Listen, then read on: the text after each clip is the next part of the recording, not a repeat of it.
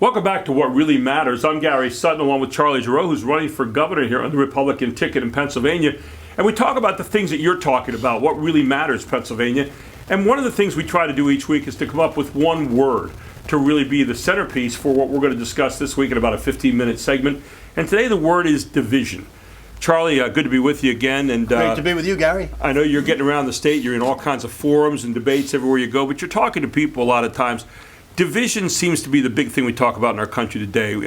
And I'm not sure sometimes, and I wanted to get your take on this morning, on whether that division is real among citizens on a daily basis or whether it's a little bit more contrived by the media and it's something that we sense is happening out there and maybe isn't quite as bad as we think. What's your take on it? Well, the media contributes to our division. There's no question about that, Gary. And we saw it just last week with the Pennsylvania Family Institute debate or forum or whatever you want to call it, where YouTube took it down.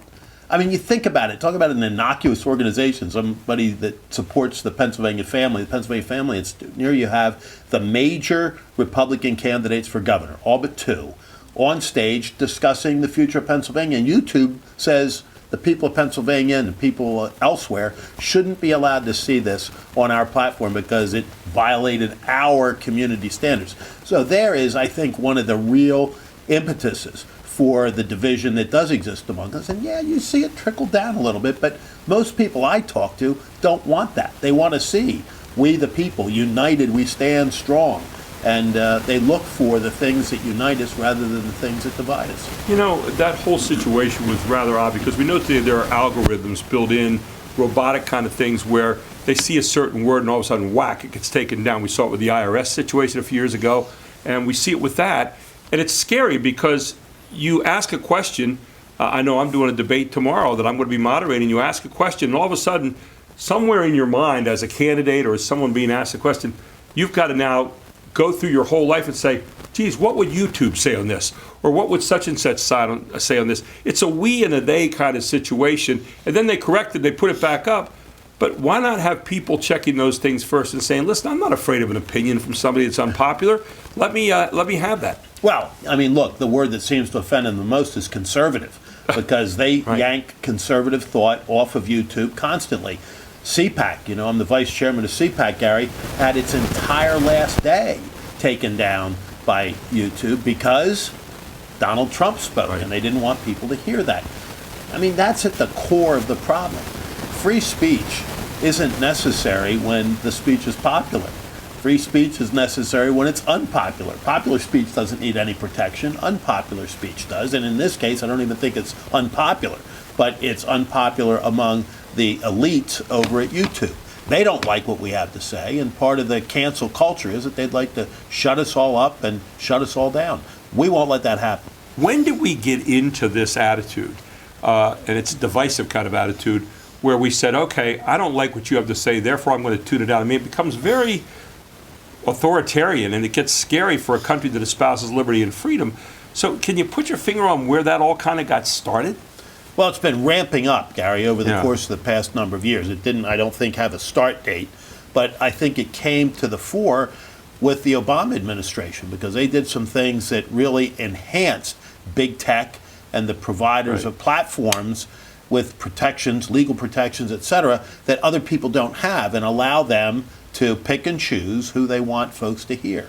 But you know, the division thing, Gary, ultimately is, as I say, down at the grassroots, not something people want. Right. And a winning political formula is all about addition and multiplication, not subtraction and division. That's something that some of our friends on the conservative side need to remember, that we have to grow our forces and grow our coalitions and build the conservative movement rather than saying, well, you don't qualify and you're not good enough and you need to be marginalized over here, et cetera. Right. It really is about uniting people that are right of center and making that into a winning majority. How do you unite? You're a guy running for governor, and obviously it's a time where it seems like there's a lot of divisions in the country. We're going to talk about more of some of those in a few minutes, but how do you as a governor, if you get in that position, how do you start to unite? Because we haven't seen a lot of that uniting over the years. It seems like we've had more of an allegiance to an agenda than we have had to what's good policy for all Pennsylvanians. Well, corporate culture anywhere, Gary, comes from the top down. So I think you set the example. and you let people know that you're all about relationships. You're willing to listen to people that don't agree with you. You're willing to hear everybody out. You may not ultimately agree with them. You may not finally go their direction, but you're at least willing to listen. And I've seen a little bit of that on the campaign trail. As you know, I give out my phone number regularly. It's, by the way, 717-877-8194. But just to make sure I get that in there. But I got a call a couple of weeks ago from somebody that vehemently disagreed with me on the issue of human life. Okay. This one was a professional who had worked for Planned Parenthood at one time. So you could imagine that right from the start, there wasn't much unity in our thought. But she was very respectful and very courteous and wanted to tell me her position, and I listened. And at the end of the conversation, I said, well, can we agree that the unborn child is a human being? And she paused because I think she thought that was a little bit of a trick question. But finally she said yes. I said, well, then we have something to talk about. Right. And so I hope that that kind of conversation will continue. I didn't convince her that she was wrong. No, certainly did she convince me otherwise. But there was a respectful conversation that might, because we could agree that unborn children are in fact human beings and therefore, in my judgment, entitled to the full protection of law. Right. We had to start. You know, it's interesting. On my radio show one time, I had a lady call who said, you know, you're very one-sided on that particular issue that you have. I said, you know, you're exactly right. I am one-sided on that in terms of having an opinion. But I said, the difference is, and it's kind of what you just said, I'm willing to listen to your side. Right. And I'm willing to entertain the fact that you may have a better idea than I do. And when we walk away from the discussion, it's not I win and you lose. It's rather, did I learn something now than I did at the beginning of the discussion? I think you so eloquently just pointed that out a moment ago. Well, I appreciate that, Gary, and I don't so eloquently point out a lot of things, but I think you're right. The ability to just listen and hear, not just peripherally listen, but really hear what other people have to say is important for leadership, because ultimately the best kind of leadership is servant leadership, and that begins with humility and listening. One of the things that we see today, I think, in politics particularly, is the idea that someone's got to win and someone's got to lose, as opposed to what's the best thing that we can do for everybody concerned here. Obviously, the one is politics, the other one's policy. How do we get away from that again? I mean, I know you're the happy warrior. You're the guy that's got a smile on your face. You're the guy that's talking with everybody. But how do you get away from that? How do you get back to the idea of, geez, we're all in this together? Well, I am the happy warrior, and I do battle with a smile on my face, but I still battle, Gary. Right. And there are principles for which we have to be willing to fight.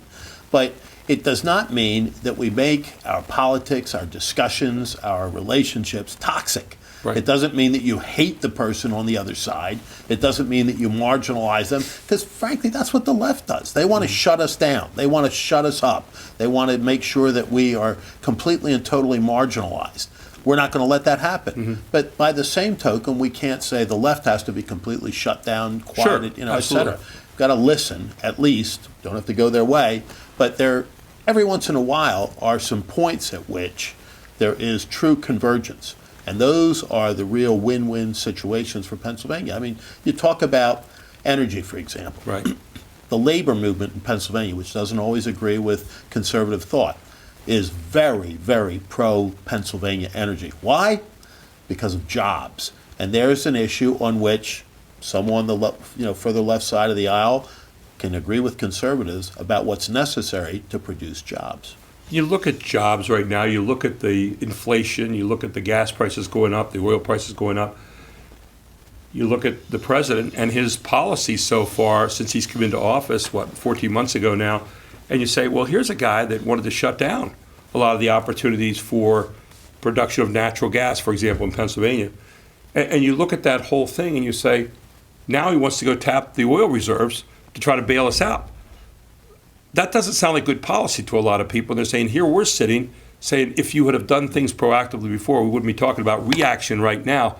That's something that bothers a lot of people. When you have that conversation with somebody, that's a reasonable conversation to have. If you would have done this, we wouldn't be here at the moment.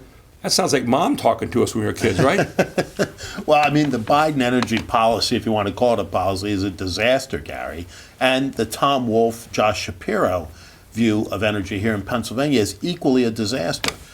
It is an issue, though, on which I think we can see some of our divisions and come together to promote Pennsylvania jobs, to build a better economy for all Pennsylvanians, to reduce the price of home heating for consumers, to reduce the price of manufactured goods because natural gas allows manufacturing to produce at a much cheaper rate, and those savings are passed on to consumers. So natural gas in particular, but coal and nuclear and solar and wind, all the forms of Pennsylvania energy have a tremendous positive effect for all Pennsylvanians. Right. So why do folks want to oppose, in particular, one aspect of that, and maybe two, natural gas and coal, which have done so much for Pennsylvania?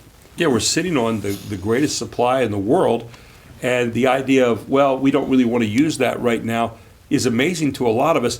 And, one of the things that I thought about with the oil reserves, tapping the oil reserves, why aren't we tapping on the air reserves? Why aren't we tapping on the solar reserves? Because we don't have them right now, and they're not really ready for prime time yet. And so there's a transition period there. That's a reasonable conversation to have, and yet many don't want to have that conversation at all. Well, Joe Biden, unfortunately, Gary, before he even got to tapping the strategic oil reserve, was saying, let's buy our energy from people that hate us. Right. Talk about crazy policy.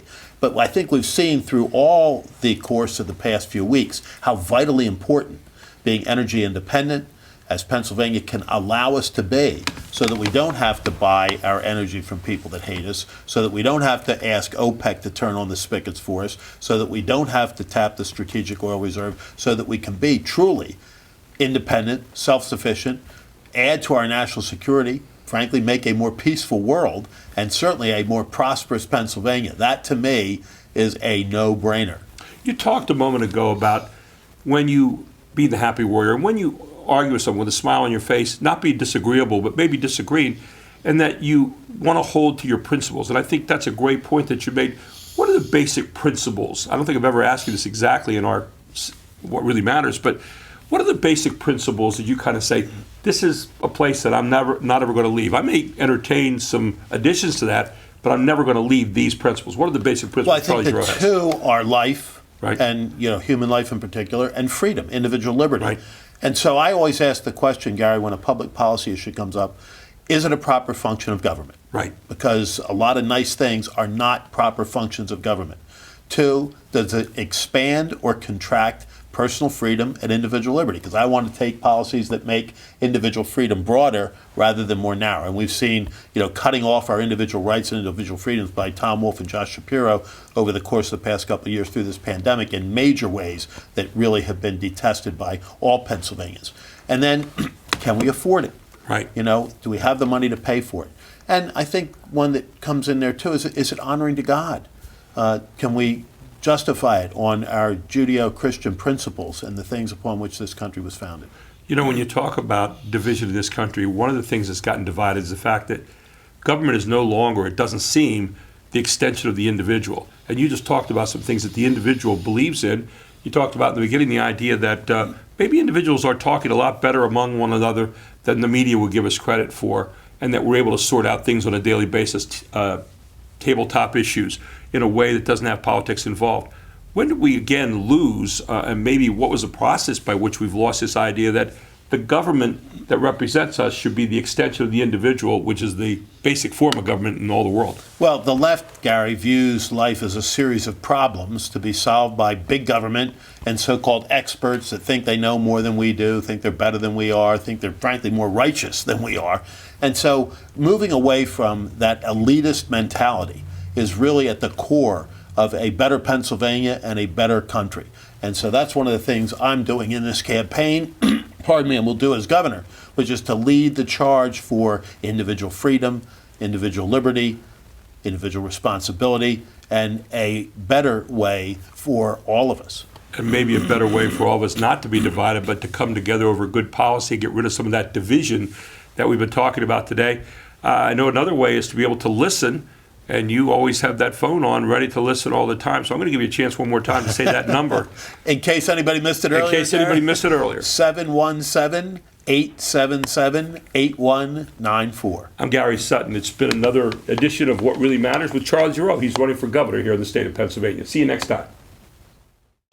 Businessman, conservative, patriot, Charlie Giroux for governor.